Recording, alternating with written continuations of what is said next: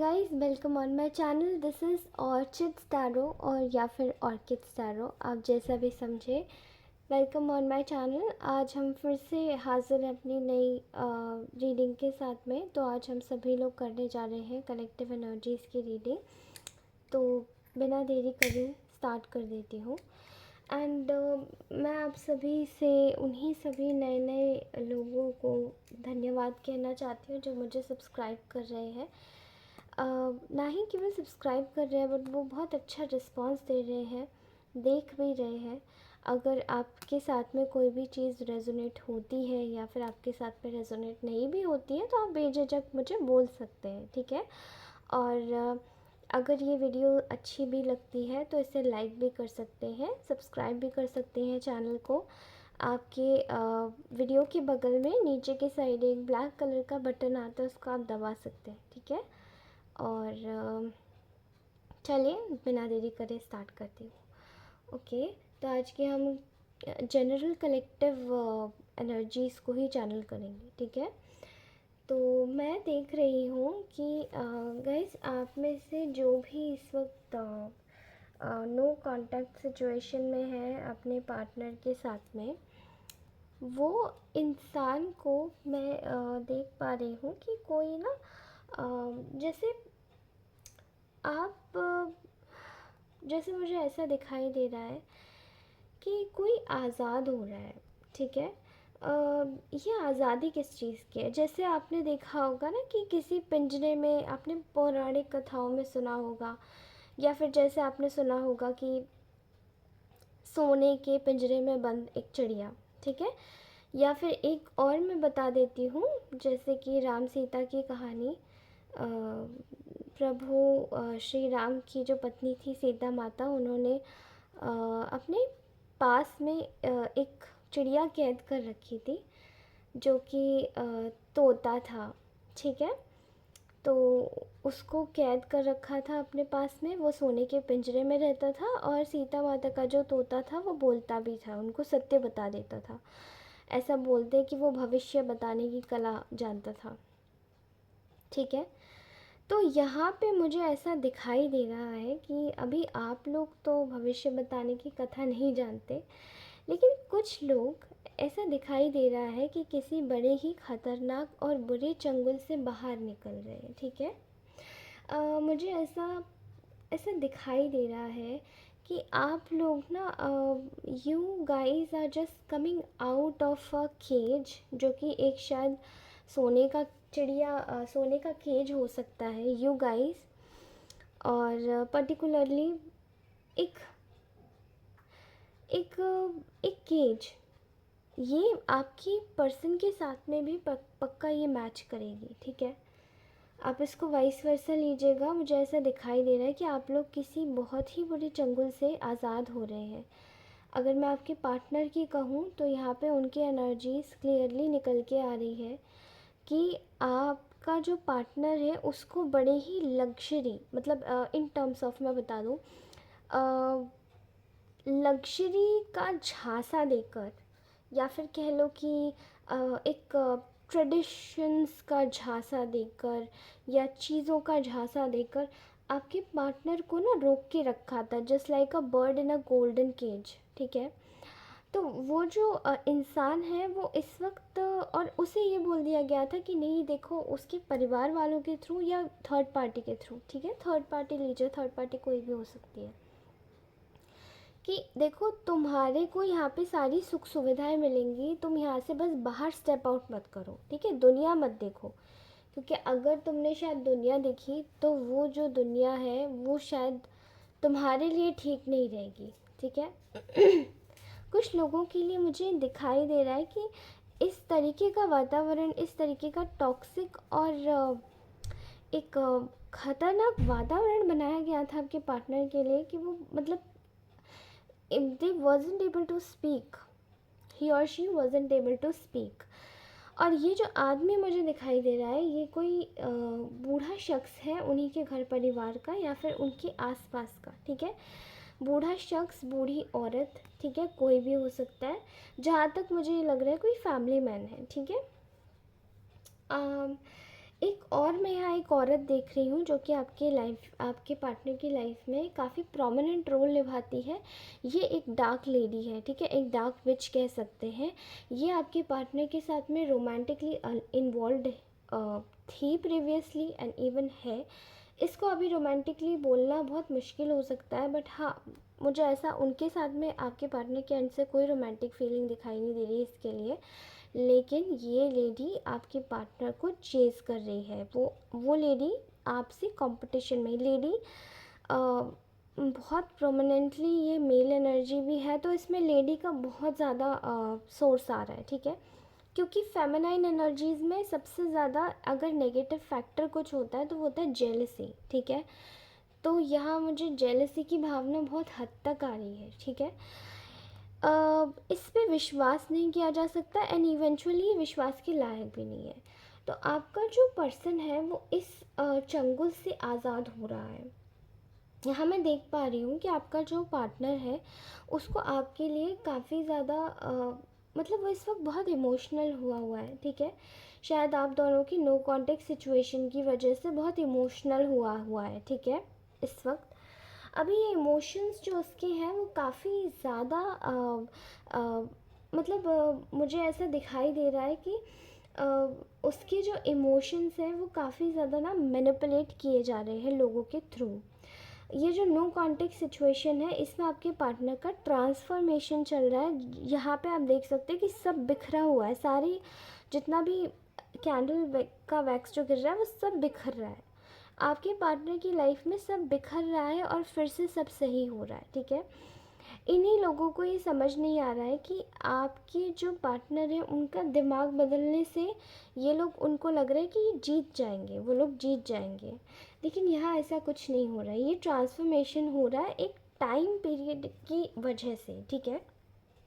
ऐसा दिखाई देता है मुझे कि यहाँ पर ना आपके पार्टनर को काफ़ी, अगर उनको आपके लिए अच्छी भावनाएं अच्छी फीलिंग्स भी आ रही है तो उनको सप्रेस करने को, मतलब उनको कहा जा रहा है कि देखो, उनको एक अच्छे मैनिपुलेटर फ्रेंड के साथ में बिठाया जा रहा है, अच्छे मैनिपुलेटर इंसान के साथ में बिठाया जा रहा है, उनसे बोला जा रहा है, टीच किया जा रहा है कि देखो देखो देखो तुम इसके बारे में अगर अच्छा सोचने लगे तो ये इंसान आपका बुरा कर देगा, ठीक है। ऐसी कोई चीज़ मैं देख रही हूँ। लेकिन आपकी पर्सन को ना जैसे उनकी अपनी खुद की वर्थ समझ आ गई, उनकी अपनी खुद की वैल्यू समझ आ गई है। उनको ये लग रहा है कि मैं इस वक्त किस चीज़ में बड़ा हूँ, मुझे अपनी लाइफ जीनी है और मैं एक ही बार अपनी लाइफ को जीने के लिए इस पृथ्वी पर आया हूँ सबकी तरह, तो मैं क्यों ना उनकी तरह अपनी लाइफ जीऊँ, क्यों मैं इन बंधनों में फंसा हूँ, ठीक है। अब ये जो औरत है जिसके बारे में मैंने बताया डार्क विच, ये शायद पीछे से ऐसा लगता है कि कोई स्पेल वर्क्स भी करती है। यहाँ पे इसने ना बहुत ज़्यादा ट्राई किया कि आपके पार्टनर को इधर घुमाया जाए उधर घुमाया जाए। इसने पास में बहुत ज़्यादा आइडियाज़ लगाए हैं आपके पार्टनर के दिमाग से आपको निकालने के लिए, ठीक है। ऐसा लग रहा है कि यहाँ पे जो आपके पार्टनर है वो पूरी तरीके से इस वक्त इसी लेडी से पूरी तरीके से इस वक्त गार्ड अप हो चुके हैं और इसको ना इसको वो कुछ को इससे डिस्टेंस बना लिया है, ठीक है। गाइस, आपके पार्टनर का जो मैं एक मूव देख पा रही हूँ, मुझे ऐसा दिखाई दे रहा है कि आपके पार्टनर इस वक्त मेंटली काफ़ी ज़्यादा सिक है, ठीक है। मेंटली काफ़ी ज़्यादा सिक है and this person wants to just manifest you in their life, but वो कर नहीं पा रहे, ठीक है। देखो, यहाँ पे आपका पार्टनर आपके साथ भी कुछ खेल सकता है। यहाँ मुझे ऐसा दिखाई दे रहा है कि आपका जो पार्टनर है वो एग्जैक्टली पूरी तरीके से मतलब आपके पास में आना चाहता है, ठीक है। इस जो भी आप दोनों के बीच में एंड हुआ है उस चीज़ को ख़त्म कर देना चाहता है, ठीक है। उस चीज़ को ओवर कर देना चाहता है, क्योंकि आपकी नो कांटेक्ट सिचुएशन की वजह से ये इंसान ना सिकनेस में चला गया है।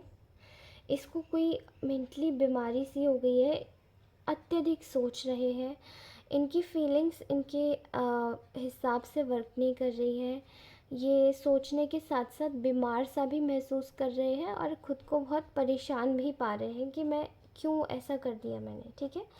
अभी कुछ दिन पहले तक मुझे ऐसा लगता है जो लोग भी अपने पार्टनर के साथ में कांटेक्ट में होंगे तो इनका आपका पार्टनर ना आपसे फिर से बुरे तरीके से बर्ताव कर रहा होगा, चीज़ों को मैनेज नहीं कर पा रहा होगा, क्योंकि वो कहीं ना कहीं इन लोगों की इन्फ्लुएंस में फिर से इन लोगों ने लिया था, ठीक है। अब आप इसके इन्फ्लुएंस में नहीं आप काउंटर कर सकते हैं, because these people are manipulators. तो आप मैनिपुलेटर्स को देखिए, आप लोग ख़राब लोग नहीं हैं तो आप लोग स्पेल वर्क्स नहीं करते होंगे, ठीक है।